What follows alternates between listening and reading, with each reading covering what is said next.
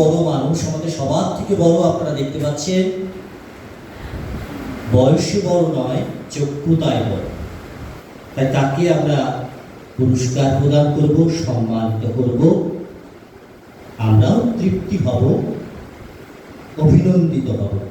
আর পুরস্কার তুলে দেবেন আনন্দমের সম্পাদক মাননীয় স্বপন পাল মহাশয়।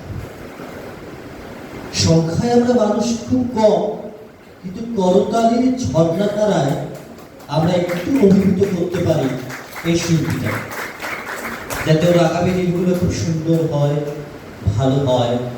আমরা সেই আশীর্বাদ করতালির ঝর্ণাধারার মধ্যে দিয়েই করি।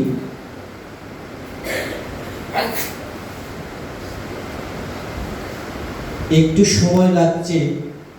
আমি আমাদের আনন্দমের একজন সদস্য রয়েছে ওখানে বসে, আমি বলবো একটু মঞ্চে চলে আসবার জন্য, স্বপনদার সঙ্গে একটু সহযোগিতা করবার জন্য। হ্যাঁ, আমি তোমায় বলছি, হ্যাঁ একটু চলে আসো, স্বপনদার সঙ্গে একটু সহযোগিতা করো।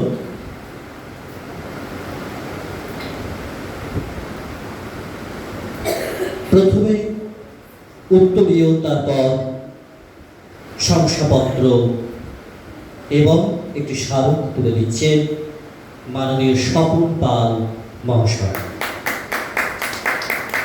কি অদ্ভুত দৃশ্য!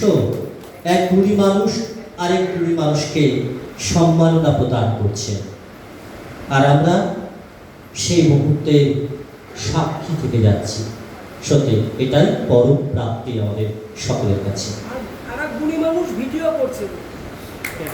অন্তরের অন্তঃস্থলে বন্দী করছেন, শুধু ফোন, মুঠো ফোনে নয়, মনস্তার অন্তঃস্থলে।